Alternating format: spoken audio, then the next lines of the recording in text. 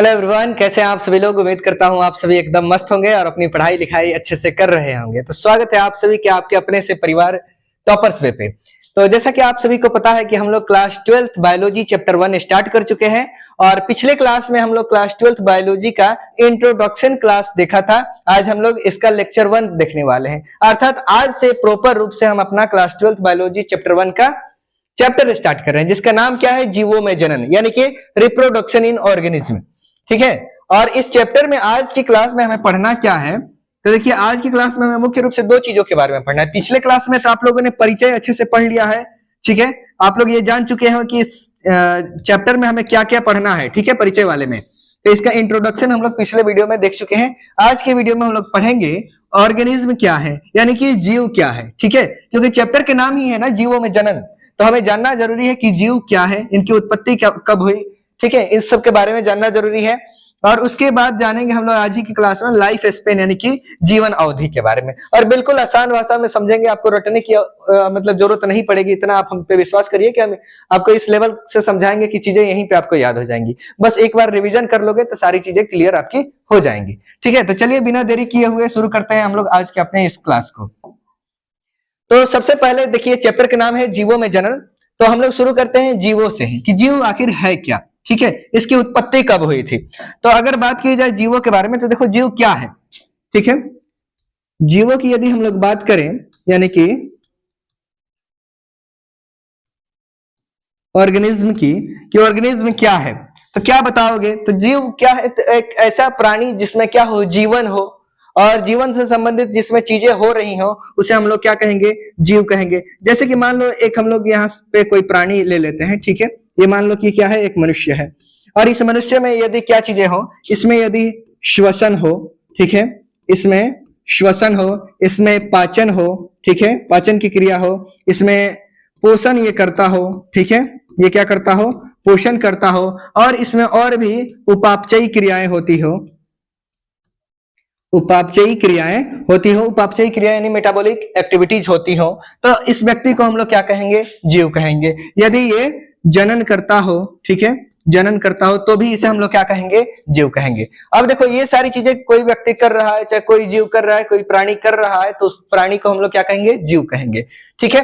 अब यहाँ पे एक बात आता है, यहाँ पे ये जो जनन, ठीक है, तो जनन से मतलब जनन जीवों का लक्षण है, ठीक है, लेकिन जनन से हम जीवों को परिभाषित नहीं कर सकते। हम यह नहीं कह सकते हैं कि यदि कोई जीव जनन नहीं कर रहा है तो वो जीव नहीं है, वो जनन करे तो भी ना करे तो भी उसको हम लोग जीव ही मानेंगे, ठीक है। लेकिन यदि वो शोषण नहीं करे, पाचन ना करे, पोषण ना करे, उपापचयी क्रियाएं ना करे, तो उसे हम लोग जीव नहीं मानेंगे। अब हमने इसको क्यों अलग से लिखा कि कोई व्यक्ति मान लो अगर जनन नहीं कर रहा है तो उसे जीव क्यों नहीं कहेंगे, क्योंकि जनन जीव होने के लिए जरूरी नहीं है, ठीक है। ऐसे बहुत सारे जीव हैं जो जनन नहीं करते हैं फिर भी उनको जीव माना जाता है, ठीक। कैसे भैया, तो देखो एक जीव होता है जिसे हम लोग कहते हैं मान लो ट्रांसजेंडर, ठीक है, तो ट्रांसजेंडर जो होता है वो क्या करता है, जनन नहीं करता है, लेकिन फिर भी वो जीव है। इसलिए जनन जीवों को परिभाषित करने वाली कड़ी नहीं हो सकती है। और बात की जाए तो वर्तमान समय में देखा जाए, जैसे कि मान लो क्या है, बहुत फेमस एक्टर है सलमान खान, ये भी जनन नहीं करता है, तो क्या इसको आप जीव नहीं मानोगे। योगी जी भी जनन नहीं करते तो उनको जीव नहीं मानोगे। तो जनन जीवों को डिफाइन करने वाली परिभाषा के रूप में हम लोग उसको नहीं बता सकते हैं। बाकी इन सभी चीजों को जैसे कि श्वसन हो गया, पाचन हो गया, पोषण हो गया, उपापचयी क्रियाएं हो गई, ये सब के द्वारा जीवों को परिभाषित किया जा सकता है। अब बात आता है कि पृथ्वी पर पहली बार जीवों की उत्पत्ति कब हुई थी। तो आपको पिछले क्लास में ही हमने बताया था कि पृथ्वी पर आज से लगभग 4.2 बिलियन ईयर्स एगो, ठीक है, जीवों की उत्पत्ति हुआ था। और ये जो जीव था वो कैसा जीव था, तो वो एक प्रकार का सूक्ष्म जीव था। कैसा जीव था, सूक्ष्म जीव था। और इसी सूक्ष्म जीव में धीरे धीरे विकास हुआ, परिवर्तन हुआ, एवोल्यूशन हुआ, और उसके बाद धीरे धीरे पृथ्वी पर आप जितने जीव देख रहे हो उन सभी का निर्माण हुआ है, ठीक है। तो आपसे पूछा जाएगा जीव क्या है, इसकी परिभाषा लिखने के लिए तो आप लोग उम्मीद करता हूं लिख दोगे, और यदि नहीं लिख पाओगे तो यहां से लिख लो। क्या लिखोगे कि वे सभी प्राणी या वस्तुएं जिनमें जीवन होता है और जो जीवन से संबंधित कार्य करते हैं उन्हें जीव कहते हैं। इनकी विशेषता क्या होती है जीवों की, तो जीवों की ये सभी विशेषताएं होती हैं। क्या इनकी विशेषताएं हैं, तो पहली विशेषता है उपापचयन यानी कि मेटाबॉलिज्म, यानी शरीर में जितनी भी रासायनिक क्रियाएं होती है उन सभी को हम लोग क्या कहते हैं, उपापचयन कहते हैं। जैसे कि मान लो आपने क्या किया, खाना खाया, तो खाना आपने भोजन के रूप में जो भी चीजें ग्रहण किया वो तो मान लो चावल, दाल, रोटी वगैरह ये सभी होते हैं, और ये बड़े बड़े मॉलिक्यूल्स के रूप में होते हैं, यानी बड़े बड़े कणों के रूप में होते हैं। क्या इन कणों को हमारे शरीर में डायरेक्ट अवशोषित किया जा सकता है? नहीं, इनको पहले क्या किया जाता है, इनका उपापचयन होता है, इनको छोटे छोटे सरल अणुओं में तोड़ा जाता है, उसके बाद हमारे शरीर में इनका क्या होता है, अवशोषण होता है। तो हमारे शरीर के अंदर जितनी भी चीजें होती है, जितनी भी रासायनिक क्रियाएं होती हैं, वो सब के सब किसके अंतर्गत आती हैं, उपापचयन के अंतर्गत आती है। और उपापचयन क्या है, जीवों की एक प्रमुख विशेषता है। ठीक है, इसके अलावा जीवों की और क्या विशेषता है, तो वृद्धि भी क्या है जीवों की, यानी ग्रोथ भी क्या है, जीवों की विशेषता है। अर्थात जो भी जीव है वो क्या करता है, वो वृद्धि करता है, यानी अपनी आकार और द्रव्यमान में क्या करता है, वृद्धि करता है। कभी कभी उनका आकार बढ़ता है, द्रव्यमान भी बढ़ता है, द्रव्यमान घट भी सकता है, यानी जो भी जीव होगा अपने आकार और द्रव्यमान में वृद्धि करेगा। इसलिए ग्रोथ को भी हम लोग क्या मानेंगे, जीवों की एक महत्वपूर्ण विशेषता मानेंगे। ठीक है, प्रजनन भी क्या है, जीवों की विशेषता है, रिप्रोडक्शन भी जीवों की विशेषता है, और इसमें जीव अपने जैसे नए जीवों का उत्पत्ति करते हैं। ठीक है, अगले इनकी विशेषता क्या है, अगली विशेषता है उत्तेजना के प्रति प्रतिक्रिया, यानी रिस्पॉन्स टू मतलब ये क्या होता है, उत्तेजना का मतलब क्या हुआ, जैसे कि मान लो कोई भी चीजें हो तो उसके प्रति ये क्या करें, कोई रिएक्शन करते हैं, यानी वातावरण में परिवर्तन हो तो उसमें प्रतिक्रिया ये करें, तो उसी को हम लोग क्या कहेंगे, उत्तेजना के प्रति प्रतिक्रिया। और उत्तेजना के प्रति प्रतिक्रिया भी क्या है, जीवों का एक महत्वपूर्ण विशेषता है। ठीक है, और पांचवा इनकी क्या विशेषता है, अनुकूलता, यानी वातावरण के अनुसार ये स्वयं में भी परिवर्तन आते हैं, वातावरण के अनुसार खुद को ये ढाल लेते हैं, यानी वातावरण के प्रति ये इनमें एडेप्टेशन की चीजें होती हैं। तो ये 4-5 चीजों को आप जीवों के विशेषताओं में लिख सकते हो। ठीक है, चलिए अब इसके बाद हम लोग आगे बढ़ते हैं, और इसमें हम लोग जानते हैं जीवों के बारे में तो आप लोगों ने जान लिया। अब हम लोग जानेंगे कि देखो पृथ्वी पर कोई भी जीव है, ठीक, वो जन्म लिया, ठीक, मान लो कि ये कोई जीव है, ठीक, और ये जन्म लिया, जन्म लेगा तो ये क्या करेगा, अपने अंदर वृद्धि करेगा, वृद्धि करेगा तो ये क्या हो जाएगा, मान लो यहाँ बाल्य अवस्था में, उसके बाद ये जाएगा किशोरावस्था में। ठीक है, किसमें जाएगा, किशोरा अवस्था में जाएगा, किशोरा अवस्था से किसमें जाएगा, ये होगा वयस्क, यानी वयस्क अवस्था में आएगा, और वयस्क से किसमें जाएगा, ये धीरे धीरे अब वृद्धावस्था की ओर जाएगा। ठीक है, वृद्धावस्था की ओर जाएगा, और वृद्धावस्था के बाद इसका क्या होगा, इसका प्राकृतिक, ठीक है, प्राकृतिक रूप से इसकी क्या हो जाएगी, मृत्यु हो जाएगी। ठीक है, तो कोई भी जीव क्या करे, जन्म ले, ठीक है, और जन्म के बाद धीरे धीरे उसमें वृद्धि हो, और वृद्धि के बाद अंतिम रूप में क्या हो, प्राकृतिक रूप से उसकी मृत्यु हो जाए, तो इस अवस्था को हम लोग क्या कहते हैं, जीवन काल या जीवन अवधि कहते हैं, लाइफ स्पेन कहते हैं। ठीक है, तो लाइफ स्पेन आपसे पूछा जाए कि क्या है, तो हम क्या बताएंगे कि किसी भी जीव के जन्म से उसके प्राकृतिक मृत्यु तक के समय काल को हम लोग क्या कहते हैं, जीवन काल कहते हैं। ठीक है, इसकी परिभाषा आप लोग यहां से नोट कर सकते हो कि किसी जीव के जन्म से लेकर उसकी प्राकृतिक मृत्यु तक के समय को लाइफ स्पेन यानी कि जीवन काल कहते हैं। अब यहाँ पे बहुत से बच्चे ऐसे होते हैं जो एक गलती कर देते हैं, क्या करते हैं, उनसे पूछा जाता है कि जीवन काल या जीवन अवधि क्या है, तो बताते हैं कि जीवों के जन्म से उनके मृत्यु तक के समय काल को क्या कहते हैं, उसको हम लोग जीवन काल कहते हैं। लेकिन देखो उनकी मृत्यु तक के समय काल को नहीं कहना है, उनकी प्राकृतिक मृत्यु कहना है।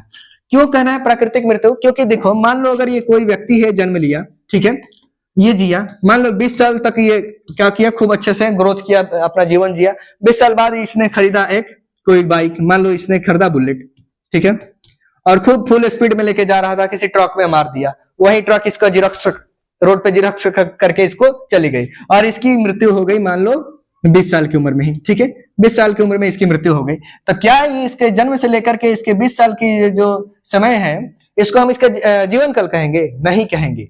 जीवन काल उसको कहा जाता है जब कोई जीव जन्म ले और पूरी अपनी जीवन की अवस्थाओं को पूरा करके वृद्ध होकर यानी बूढ़ा होकर के मरे, प्राकृतिक रूप से मरे, तो उसके मतलब जन्म से लेकर के प्राकृतिक मृत्यु तक के बीच के जो समय काल होता है उसको हम लोग कहते हैं लाइफ स्पेन यानी कि जीवन काल। ये नहीं कि जन्म लिया, बीच में किसी बीमारी से मर गया, चाहे कहीं एक्सीडेंट करके मर गया, चाहे कोरोना या कोरोना में निपट गया, तो इस तरह से कोई व्यक्ति मरेगा तो उसको हम लोग जीवन काल नहीं कहेंगे। ठीक है, उम्मीद करता हूं जीवन काल क्या है आपको अच्छे से समझ में आया होगा। ठीक है, चलिए आगे हम लोग बढ़ते हैं। एक शॉर्टकट में इसको याद करने के लिए आप इसको लिख सकते हो कि बर्थ से नेचुरल डेथ तक का समय काल क्या कहलाता है? लाइफ स्पेन कहलाता है। ओके, अब देखिए जीवन काल से रिलेटेड कुछ फैक्ट्स हैं, इसको जान लेना अति आवश्यक है।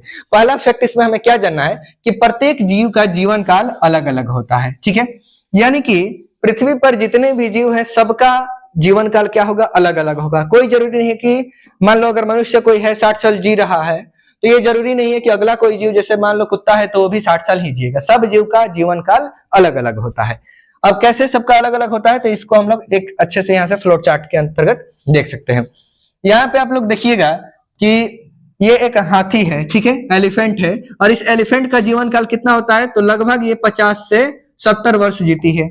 एक तोता अगर देखा जाए, पैरोट, तो ये है आपका एक पैरोट, और पैरोट का एक एवरेज जीवन काल, सामान्य जीवन काल कितना होता है? हाँ, आप कहोगे कि तोता इतना साल जीता है? हाँ, जीता है। तोता का एवरेज जीवन काल 140 वर्ष का होता है। ठीक है, इसके अलावा क्रोकोडाइल का जीवन काल कितना होता है? तो 60 वर्ष का होता है। कुत्ते का जीवन काल लगभग 20 से 22 साल का होता है। घोड़ा का जीवन काल कितना होता है? 40 से 50 वर्षों का होता है। बटरफ्लाई का जीवन काल कितना होता है? 1 से 2 वीक का होता है। इसको आप लोग इस चार्ट को कॉपी में बना लेना, ठीक है, जहां जीवन काल लिखना है उसके नीचे इसको बनाइएगा। फ्रूट फ्लाई, जो फल वाली मतलब मक्खियां होती है, उनका जीवन काल 2 सप्ताह का होता है। जो कौवा होता है, क्रो, उसका जीवन काल कितना होता है? 15 साल का होता है। और ये जितने भी आपके हैं, काऊ हो गया, रोज प्लांट हो गया, बनियान ट्री हो गया, राइस प्लांट हो गया, और बनाना ट्री, इन सब का यहाँ पे जीवन काल दिया हुआ है। अर्थात जितने भी पृथ्वी पर जीव हैं सबका जीवन काल क्या होता है? अलग अलग होता है। आप यहाँ अच्छे से देख सकते हैं। ठीक है, कोई दिक्कत नहीं होगा। अब देखिए बात आता है कि क्या सबका जीवन काल ठीक है अलग अलग हो गया, लेकिन एक बात बताइए, हम मनुष्य हैं, ठीक है, एक मनुष्य का जीवन काल 60 साल है, तो क्या अगले मनुष्य का भी जीवन काल 60 साल है? तो हाँ, कह सकते हैं कि एवरेज मनुष्य का जीवन काल 60 साल होता है। लेकिन अगर एक मान लो कि एक तोता है, ठीक है, यहाँ पे हम लेते हैं एक तोता को, तो तोता लगभग, इसका जो शरीर की संरचना होती है, इस तोते की शरीर की संरचना लगभग कौवे के शरीर की संरचना के बराबर होता है। ठीक है, तो दोनों का शरीर क्या समान है? तो इसका जीवन काल भी समान होगा।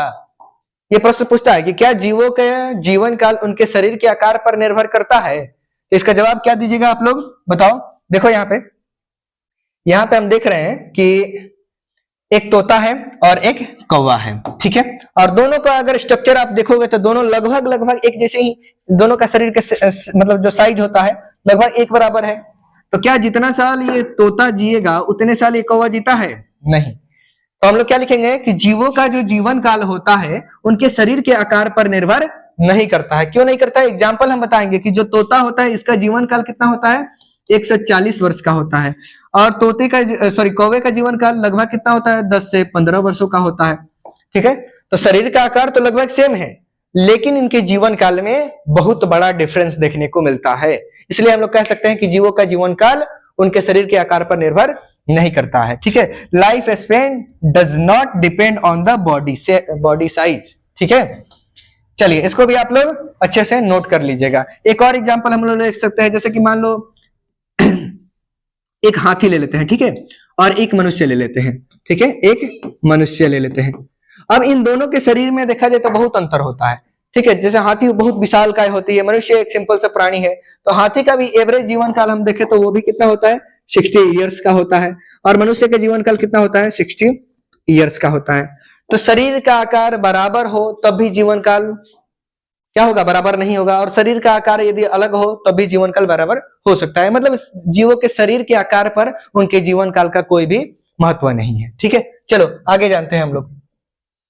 अगला हमें जानना है कि एक और पॉइंट, कि सभी जीवों का जीवन काल क्या होता है? निश्चित होता है। अब जैसे कि मान लो कोई भी जीव जन्म लिया पृथ्वी पर, तो उसका एक फिक्स जीवन काल होता है कि कुछ समय बाद वो उसकी प्राकृतिक रूप से मृत्यु होगी। लेकिन एक ऐसा जीव है पूरे पृथ्वी पर, जितने भी आपके जीव है सबका मतलब फिक्स है, बस सिर्फ एक जीव कौन सा है? वैसे जीव जो एक कोशिकीय है।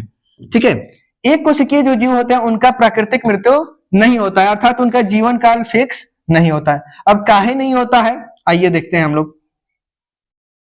देखो, आप जानते हो, यहां पे सुनो, कि कोई यदि मनुष्य है, ठीक है, अगर इस मनुष्य का जन्म हुआ है तो ये आज नहीं तो कल मरेगा। या तो ये 60 साल में मर जाए, या ये 70 में मरे, 80 में मरे, या ढेर से ढेर जिएगा तो मान लो 120 साल जी लिया, लेकिन कभी ना कभी मरेगा। कोई हाथी है, उसका भी जन्म हुआ है तो वो भी लगभग 60-70 सालों में मर जाएगी। कोई भी पृथ्वी का जीव है, उसका जीवन काल फिक्स है, जन्म लिया, वो अपनी सारी अवस्थाओं को पूरा करेगा और प्राकृतिक रूप से मरेगा। सिवाय कौन से? सिवाय आपके ये एक कोशिकीय जीव। अब ये एक कोशिकीय जीव क्या है, आइए समझते हैं। बेसिक क्लास अगर आप लोगों ने बायोलॉजी का पढ़ा होगा, जो हमने यूट्यूब पर पढ़ाया है, तो आपको बताया था एक कोशिकीय जीव क्या है। वैसे जीव जिनका शरीर एक कोशिका से मिलकर बना हो, ठीक है। जैसे कि मान लो यहाँ पे हम एक संरचना लेते हैं, ये संरचना किस चीज का है? ये है एक अमीबा, ठीक है। ये क्या है? एक अमीबा। और ये अमीबा का पूरा शरीर एक ही कोशिका से मिलकर बना होता है। जब इसको जनन करना होता है तो ये क्या करता है? अपने शरीर को थोड़ा सा बढ़ाता है, ठीक है। शरीर को ये क्या करेगा? बढ़ाएगा। और इसके अंदर क्या होती है? केंद्रक होता है, ठीक है। तो बढ़ाएगा, उसके बाद साथ साथ ये क्या करता है? अपने केंद्रक को भी 2 भागों में तोड़ना शुरू कर देता है। और उसके बाद क्या करता है? अपने इस शरीर को ही 2 अलग अलग भागों में तोड़ देता है, एक यहाँ और एक यहाँ पे, ठीक है। अब देखो यहाँ पे पहले एक अमीबा था, अपने शरीर को बड़ा किया, फिर शरीर को तोड़ के 2 जीव बना दिया, तो क्या इसकी मृत्यु हुई? नहीं, इसने अपने शरीर को ही तोड़ के 2 अमीबा बनाया यहाँ पे। फिर ये दोनों भी क्या करेंगे? ऐसे ही चीजें करेंगे, अपने शरीर को तोड़ के 2 नए अमीबा बना देंगे, ठीक है। ये दोनों भी तोड़ के 2 अलग अलग अमीबा बना देंगे। तो क्या पहले वाले की मृत्यु हो रही है? नहीं हो रही है। जब भी ये बूढ़ा हो रहा है, अपने शरीर को तोड़ के 2 बना दे रहा है, फिर से ये नया हो गया, फिर ये दोनों तोड़ के अपने शरीर को नया बनाएंगे। यानी इनकी प्राकृतिक रूप से मृत्यु नहीं होती है, हमेशा ये जीवित ही रहते हैं, ठीक। इसलिए कहा जाता है कि जो आपके एक कोशिकीय जीव होते हैं, एक कोशिकीय जीव कैसे होते हैं? अमर होते हैं, ठीक है। अमर होते हैं, यानी इनकी प्राकृतिक रूप से मृत्यु नहीं होती है। हाँ, ये है कि इनको मारा नहीं जा सकता, इनको मार सकते हैं हम लोग। कैसे मार सकते हो? जैसे कि किसी मान लो सूक्ष्म जीव है, जैसे बैक्टीरिया है, तो बैक्टीरिया को आप डिटॉल डाल दो या सैनिटाइजर डाल दो तो वो मर जाएगा, लेकिन प्राकृतिक रूप से अपने आप तो वो नहीं न मर रहा है। तो इसलिए कहा जाता है कि पृथ्वी पर जितने भी जीव हैं जो बहुकोशिकीय हैं, उनकी प्राकृतिक मृत्यु तो फिक्स है, उनका जीवन काल निश्चित है। लेकिन जो एक कोशिकीय जीव है, यूनिसेलुलर ऑर्गेनिज्म है, उनका प्राकृतिक रूप से मृत्यु नहीं होती है, ठीक है। काहे नहीं होती है? आप लोग यहाँ पे देख सकते हो। चलो आइए आगे जानते हैं। कोई भी दिक्कत होगा आप लोग नीचे कमेंट में करिए, मतलब कमेंट में बताइएगा, हम उसका समाधान जरूर करेंगे। और यदि चैनल पर नए हो तो चैनल को सब्सक्राइब कर लो, अपने दोस्तों के पास शेयर कर देना।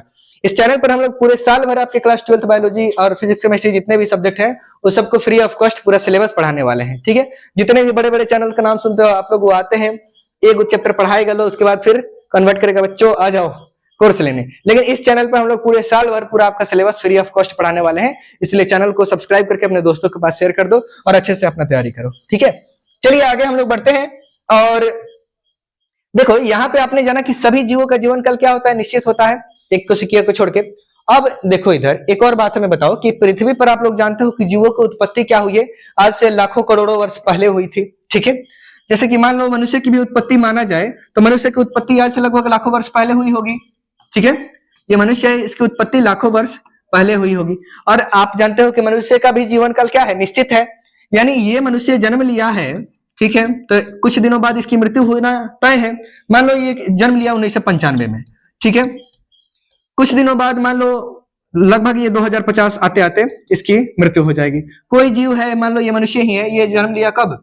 मान लो ये 1600 ईस्वी में जन्म लिया, तो मुश्किल से मुश्किल ये कितना दिन जिएगा? खूब जिएगा तो 1700 वर्षों तक जिएगा, मतलब 100 वर्ष जिएगा, उसके बाद तो इसकी मृत्यु हो जाएगी ना। तो पृथ्वी पर तो मनुष्य की लाखों करोड़ों वर्ष पहले उत्पत्ति हुई थी, और लाखों वर्ष पहले मनुष्य उत्पन्न हुआ, इसका एवरेज जीवन काल 60 साल है। तो मनुष्य तो उस समय जन्म लिया, उसी समय इनकी मृत्यु हो जानी चाहिए, मनुष्य खत्म हो जाने चाहिए पृथ्वी पर से। लेकिन मनुष्य आज भी पृथ्वी पर मौजूद है, तो इसके पीछे कारण क्या है? कैसे मनुष्य आज भी पृथ्वी पर जीवित है, जबकि हम लोग जानते हैं कि प्रत्येक मतलब जीव का जीवन काल निश्चित है। अपना जीवन काल पूरा करके वो जीव मर जाता है, उसकी मृत्यु हो जाती है। तो जब जीव मर जा रहा है तो पृथ्वी पर से उस जीव की संख्या खत्म हो जानी चाहिए ना, अस्तित्व खत्म हो जाना चाहिए। लेकिन उनका अस्तित्व आज भी बना हुआ है सभी जीवों का पृथ्वी पर। उसके पीछे कारण क्या है? यही आज का हमारा सवाल है। कि देखो सवाल यहाँ पे देखो आप लोग अच्छे से, कि हम जानते हैं कि पृथ्वी पर अलग अलग जीवों की उत्पत्ति आज से लगभग लाखों करोड़ों वर्ष पहले हुई थी। हम यह भी जानते हैं कि जीवों का जीवन अवधि पूरा होने के बाद उनकी मृत्यु हो जाती है। फिर भी जीव आज भी पृथ्वी पर है, ठीक है, मतलब पृथ्वी पर आज भी वो जीव हैं। कैसे हैं? इसके पीछे रीजन क्या है? आप लोगों का आज का सवाल यही है, ठीक है। और इस सवाल का जवाब आप लोग कमेंट में दो और उसके बाद हम इस सवाल को अच्छे से बताएंगे अगले वीडियो में। इसके पीछे का कारण क्या है, कैसे पृथ्वी पर जीवों का अस्तित्व आज भी बना हुआ है, इसको हम लोग अगले वीडियो में जानेंगे। और आज के लिए बस इतना ही।